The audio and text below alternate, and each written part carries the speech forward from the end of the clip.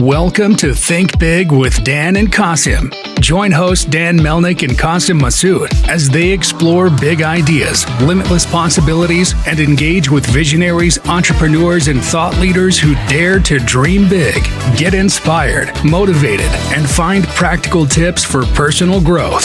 Think big, dream bigger, and ignite your potential.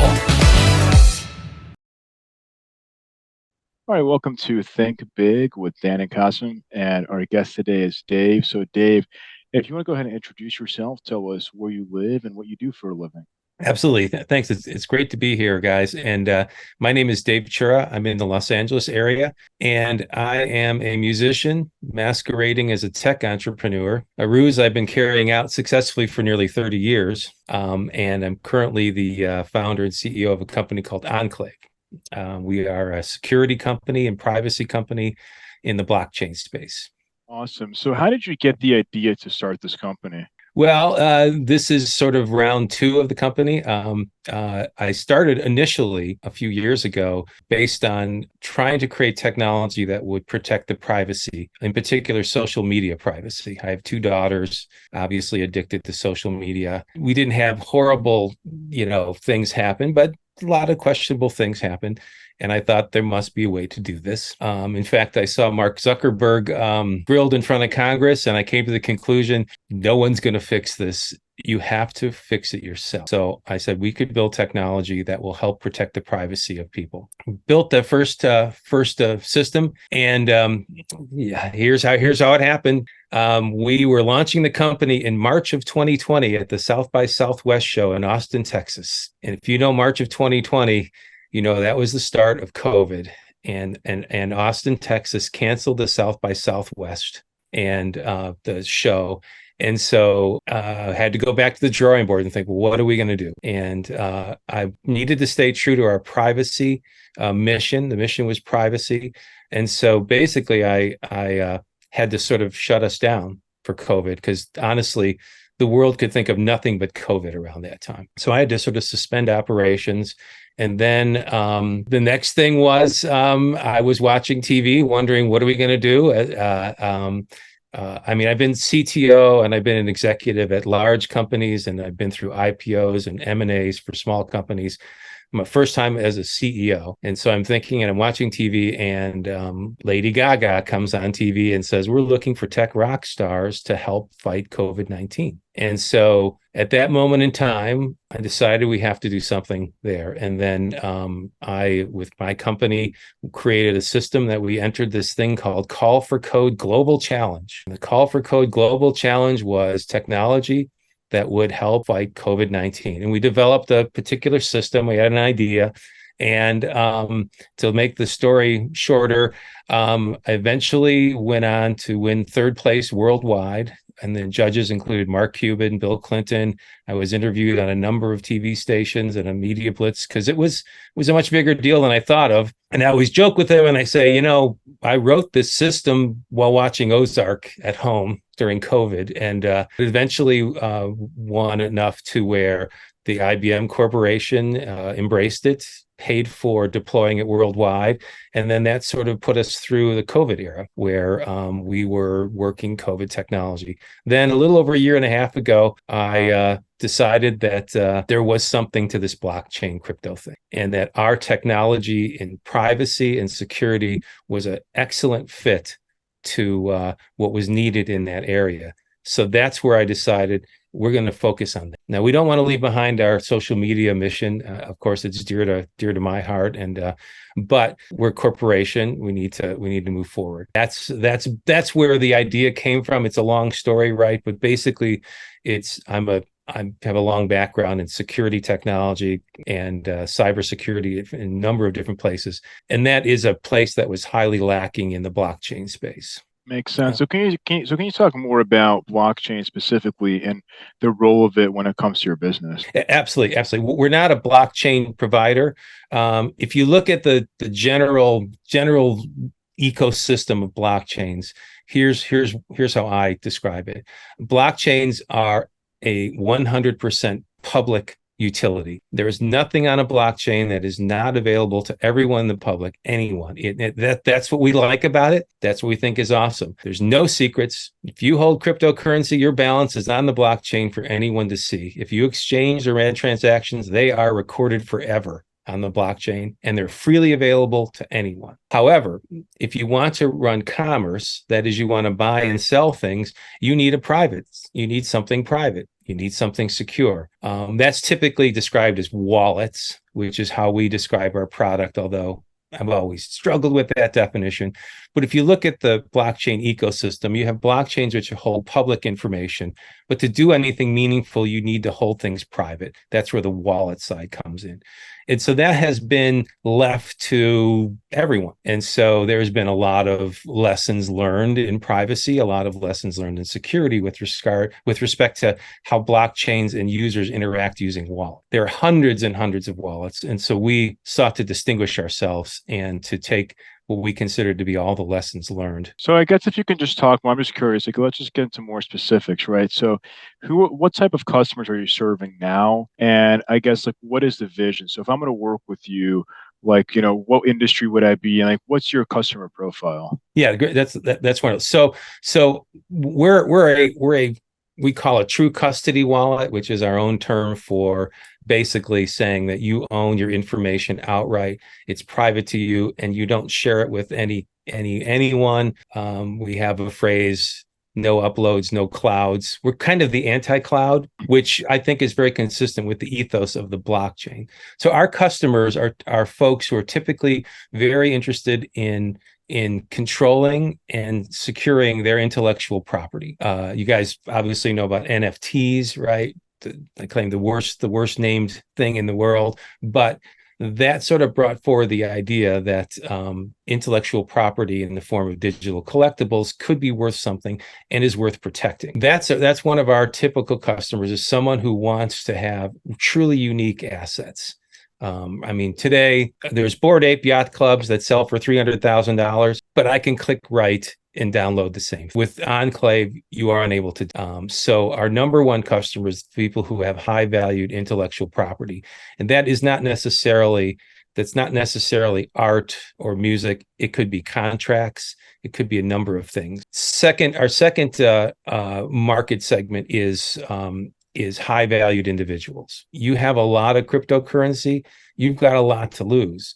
And in the blockchain ecosystem, mostly you are responsible for your own security. Much like I said about security and privacy in social media, in crypto space, you truly are responsible for keeping your assets secret. There's stories of people who've lost their keys, and well, as I say, there's no one to call. There's no customer support saying, I lost my keys, could you please restore my $20 million worth of Bitcoin? That isn't going to happen. And so given that responsibility, it builds a market for people who need to do that type of protection. And we, of course, do that. Our third segment is gaming. One of our partners and shareholders in our company is the CEO of a gaming company, a Web3 gaming company. And basically, we will be selling through gaming. And it's an interesting stat that if you talk to investors in Web3 gaming, or crypto-based gaming, they find that for some reason, unexplainable, gamers tend to spend much more money in cryptocurrency than they do in actual regular currency in a game, sometimes up to 10 times. So where a normal person may have $300 or $400 worth of assets, they have $3,000 or $4,000. That can't go. You just can't skim over that, right? That is a 10x opportunity, is something to cash in on, to put it bluntly. Makes sense. So how many customers are you serving right now, and how does the pricing work? Is it like a monthly model, or, a one size like fits all kind of like one-time cost? Like, what does that look like? Yeah. So to be quite honest, we're mostly pre-revenue. We're in beta tests with folks. We always try to say up front. So we're around 27 actual users, if you will, pretty small. We're going to a show to try to essentially break out, right? And so the pricing model is basically twofold. One, I'm not sure if you're familiar with what we do exactly, but what's unique about what we do is that we have a device. This is what one looks like. Yeah. We are what we consider to be what we call a hybrid wallet. You'll find on the market there are wallets that are hardware. There's a company called Ledger who is the prime leader in it, but a Ledger device, of which I own a couple, a lot of people own them. They're basically backup devices. I'm going to say it out loud, right? Using one Ledger device to actually buy and sell things with cryptocurrency can be very, very difficult.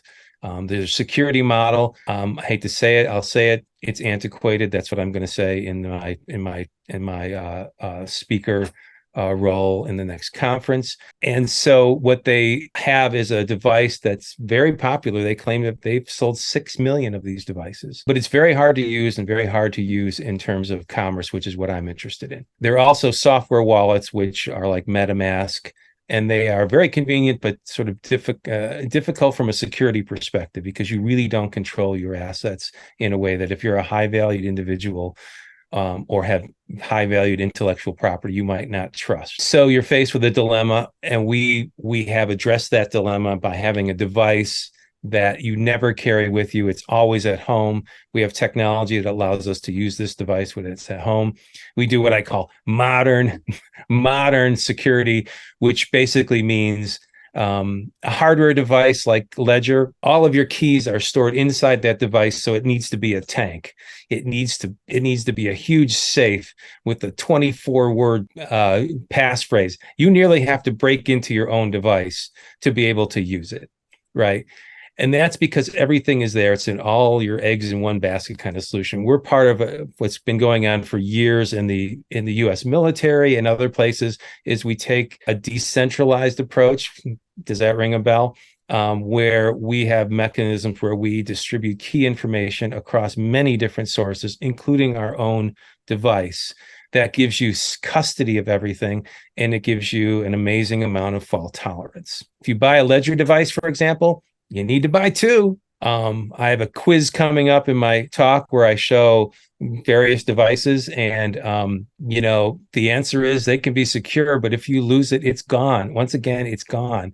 And so we've decided that the way commerce should move forward on the blockchain is to have a hybrid approach, which allows you to own a device that you never have to deal with. You just set it up once, but gives you the convenience of using things just as an app, knowing that we've put in practice the best security practices that will guarantee you don't lose your assets and no one can break in, that kind of thing. Makes sense. That was a long answer, Dan, wasn't it? No, yeah, it's good. But I guess I can understand your pre-revenue now, but do you have like, I'm not saying you have to give us like a concrete price, but just like if you have like some sort of like price in your mind of like what the pricing structure is. Yeah. Yeah. So I was leading up to that because I was interested in that, which is the device is $99. Okay. And we have a subscription, which we're not enforcing right now for our first users. That will be somewhere between $1 and $5 a month. Well, okay, that's very, very affordable. So, in terms of that price, so I guess like, are you making most of your profit per se off the actual physical devices, or I guess like where does that come in terms of like how you're making money off of it? Right. So when we look at our business plan, the revenue the profit will primarily come from devices in the short term. But in the long term, you could see, I've been in companies where we've had this model before, where when you look in the early days, the subscription and hardware revenue are very close. But as time goes on, the subscription revenue grows, and as you keep bringing on more clients. So eventually, there's a line that's crossed where subscription revenue profit actually overtakes the hardware. And so this is the growth opportunity for the company, which is that in the short term, I mean, if I pitch one more piece, right, which is this device I showed you is completely different than a Ledger device. It is standard hardware, off the shelf, because we don't need to create a tank to prevent people from breaking in, because this device, if stolen, cannot be used to recover anyone's assets, because it's only one part of a whole system. Because of that, it ends up being incredibly inexpensive from a cost perspective. So at $99, we'll make a very comfortable margin, and could see as volume goes up, that going down. I mean, my mission personally is to get everyone to be able to use this.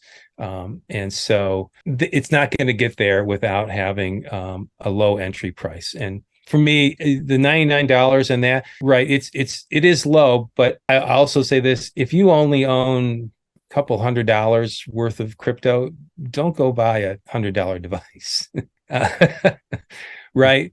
Yeah. But when you start getting more, or it starts moving up and you have something you need to protect, then you need to transition.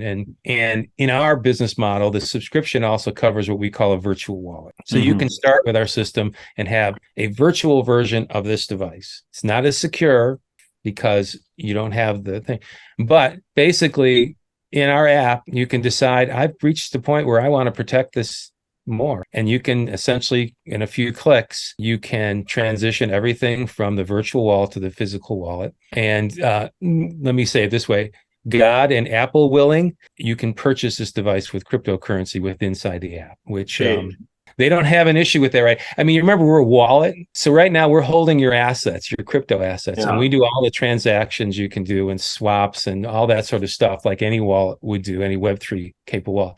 But we do have a place that says, I want to buy one of your devices for $99. And here's the current exchange rate with various currencies that you hold. So in your wallet, you can just say, hey, I own $99 of USDT, which is one of the coins. Click here, and we will transfer the USDT to Enclayve and schedule your device for shipment. Again, we're trying to remove all the barriers to being able to be part of the crypto commerce ecosystem, and enjoy the simplest and highest security. So that all was about, Dan, was that we need a subscription in some cases because we're allowing virtual wallets, which means we are incurring cost that's there. And if I say one last thing about that, which is I also think we're the first company ever where when you usually think of services, you think of, I need to build out Amazon Web Services and I need to build out all this stuff. We're the first company that actually sells you the infrastructure. When you put this device in your house, it's computing and storage that you own, that we use. Your internet connection for this device comes from your home broadband. So when we run transactions over the blockchain, they run from your device over your home broadband to the blockchain. Enclave's not involved in that transaction. That's a privacy issue, which is that you don't run transactions through us. We don't take commissions off of that, but you own infrastructure that we didn't have to build out. So if we sell 1 million of these, let's say, we will have put 1 million quad-core processors out on the grid. We will put 64 terabytes worth of storage and have 1 million broadband connections with which we are now building out commerce in the ecosystem. That would be impossible to build out at Amazon, impossibly expensive, and it would take very many people to run it. Our technology is centered on one group of people who own this device, not scaling to millions at Amazon. That brings our cost of running this business to be very low. It also gives us revenue immediately because we will make a significant profit on the first day of someone uses this. So I like to say we're the only company who sells you computing and storage and then charges you to use it. Yeah. Sorry. In fact, I was more comfortable. Like, you are giving all the answers, whatever questions are coming in my mind, you were giving the answers of all those questions one by one. So I thought, okay, I should. That's okay. I I was anticipating the question that said, I'm a first-time CEO. What have I learned? And I go for with this. The first thing you learn about being a CEO is that your job now is to talk for a living. So that's what I've been doing for a year. Awesome. That's good. That's good. And I was just thinking about like a person like me. Like most of the time, I just forget where is my car's key immobilizer, and I just forget it sometimes, even though it is very important for me.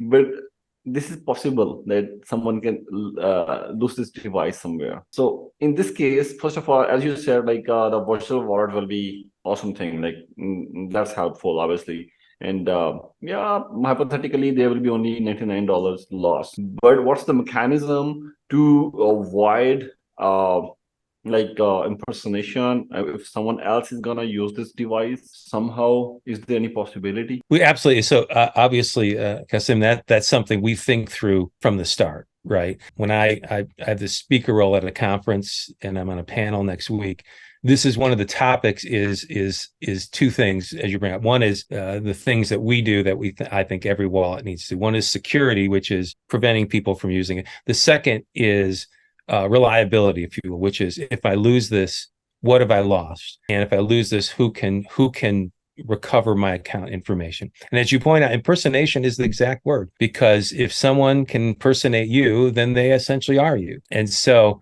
we take a lot of different measures. So let me address some of them. One is the device and losing the device. Because of the way we do security, if you will, or cryptography, we have distributed key information, if you will, across a whole number of different places, and simply put, in your app and the device, for example. That's the simplest version of it. We have where you require both of those to be able to run any transaction or get any confirmation. So if you lose this, the attacker, if you will, has to also compromise your app. And of course, if they do, then they can impersonate you. If they can break into your phone, break into this app and go through the sort of usual kind of biometric stuff, and they've stolen your device, they're going to get in. I've been a security professional for 15, 20 years. Any real security professional will never say, this is 100% secure. No one could ever break in.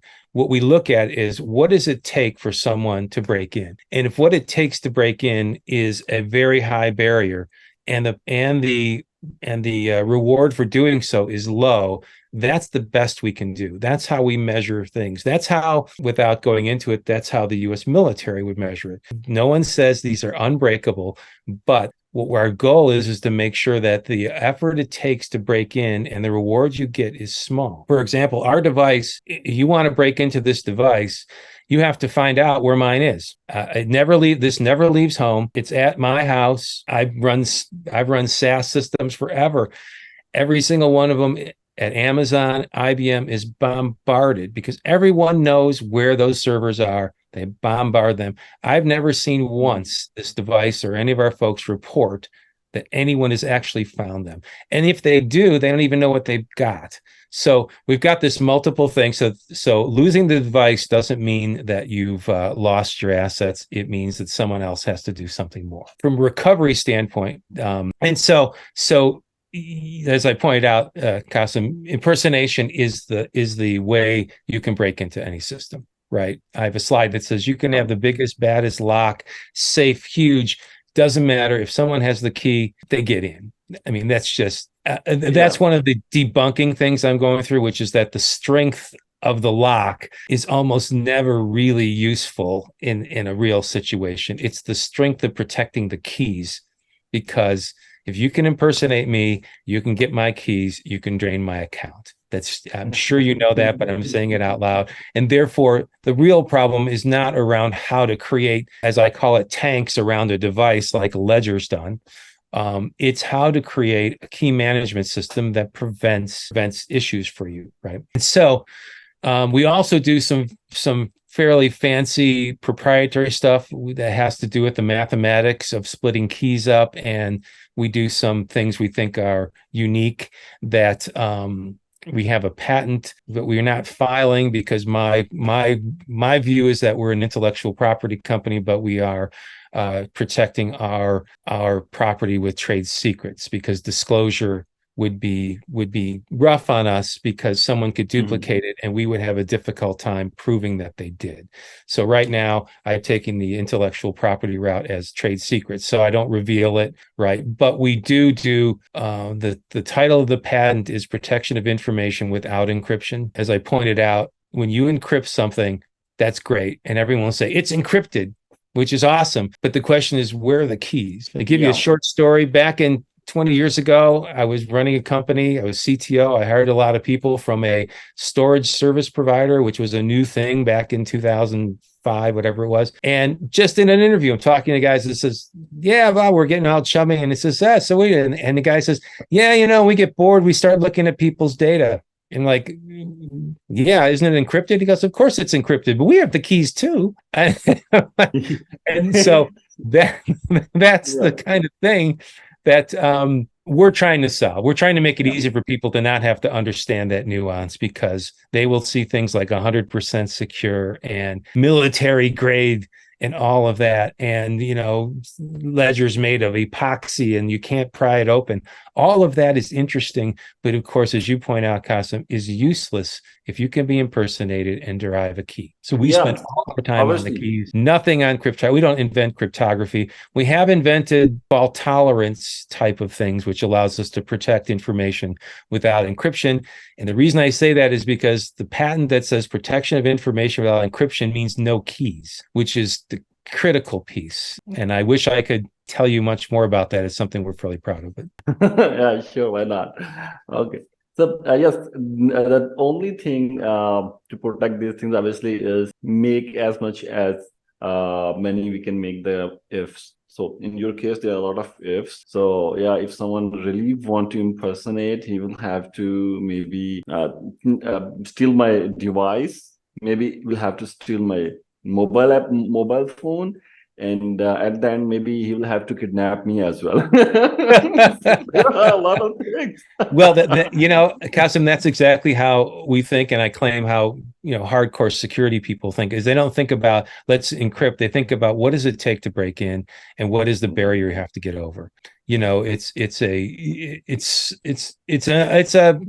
me it's a fact, but most break-ins are insider jobs. Right inside, when you trust a service provider, you're trusting everyone who works there, everyone who works at their subcontracts, and everyone who's a vendor of them. And I just gave you an example where I interviewed a guy who said, just look at people's data. Maybe that's fixed now. I hope it is. I don't know if that is or not. But the reason that can exist is because of this concept of custody, which is that if you decide that you don't want to manage, you don't want to keep things secure on your own, and you want to outsource that to someone else, then you open up a whole set of ifs there. If I can call you up and say, I forgot my password to my crypto account, and they go, sure, what's your name? What's your address? Oh, what's your secret number? Yeah. You can be impersonated that way. And to me is that's why having the device is the key entity for us, because you have custody of it. And here's what I say. You really think something's going wrong in your crypto world? You just unplug this and it's now done. There's no more transactions, period, because you've just shut off the spigot to one of the components of the keys. Imagine going to Binance and saying, geez, I think there's something wrong with my account. Could you please shut off, my keys? I'm sure they will gladly say, of course, sir. But I mean, did they really? Can they really? I don't know.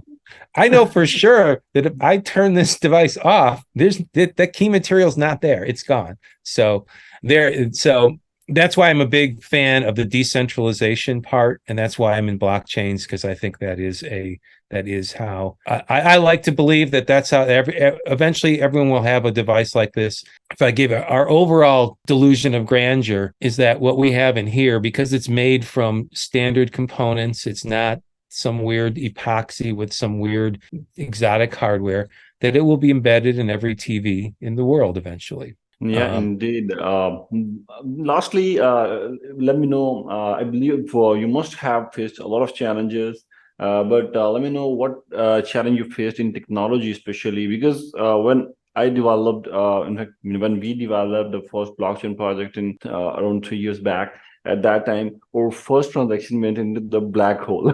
so, so I believe there must be some other interesting things that happened to you while you were working on it. But yeah, if you can just share with us. Yeah, of course. I tell you, I once did a pitch on this, and it was kind of an open pitch, and there was a guy in the back who said, all you have to do is take, Linux, this and that, and put it together, and you got that. And I said, you have no clue what the problems are in solving this. There are dozens of problems that you don't even know that you're going to have to solve yet. I've been in this for decades, and there were many problems I didn't realize we had to solve until we got there from a technical standpoint. There are all kinds of other problems that are non-technical, of course, but you're right on the head, is that you really don't know what it takes to do something until you do it. I mean, that's my mantra. You don't know. I mean, this device stays at home all the time. I mean, this is a critical piece for us, and it is an incredibly difficult technology piece, believe it or not. It has nothing to do with blockchains. It has everything to do with internet service providers and local networking and wide area networking and all kinds of, and living in a dynamic environment. And that just solving that will take you a while, and you won't know. Most people, I suspect, won't know the problems they need to solve because they haven't run with 37 different routers, and 6 ISPs. And that's key for us because every other hardware device says, yeah, we do this. There's a company called Arculus where they have some amazing technology, but they break the basic security rules, which is they have a device, it's in the shape of a credit card, and you put it in your wallet and you carry it with your phone. Now, if you lose your wallet and your phone, just like I said, you can be you. The point is, don't carry this around and you can't lose it, right? You can lose your phone in our case and you're fine. You can lose the device, or as one guy told me, your maid comes in and steals the device. I'm like, okay, well, if you have a maid, you probably have a lot of crypto. I got it. Okay. So that's and that's the issue is that these companies that we compete with are all focused on physical security. They're focused on making sure that their device can't be pried open with a screwdriver or has some incredibly complicated passphrases that even you, I say, even you have to break into your own device to use it, because you have to go pull up some piece of paper somewhere and go, where was I? And push buttons. Our device has no buttons, no screens. You set it up once, and then you use the app as if you're there, because we have automated all the best practices. I'm proving that CEOs talk for a living. Am I right? No, it's awesome. It's awesome. So I would just say, if somebody watching this wanted to reach out to you, do you mind sharing your website or the best way to get in contact with you? Sure. The best way is straight email. I mean, we're a small company, right? And so we still have emails that only have first names. I kind of feel that is sort of a maturity, which is once your emails have to have last names, you're making it. We're still with the first name. So Dave@enclayve.com will get right to me. I will either respond or I will there. I'm also on LinkedIn, in all the usual places. We're on LinkedIn, Twitter. We have a YouTube channel, Discord. I don't see Discord that often, and I don't see Twitter that often, to be honest. Mostly around LinkedIn and email. Awesome. Website, and there you go. Yeah, well, I just want to say thank you so much for your time. We really enjoyed the conversation. I did too. Thank you very much. Thank you. Thanks for your time, Dave.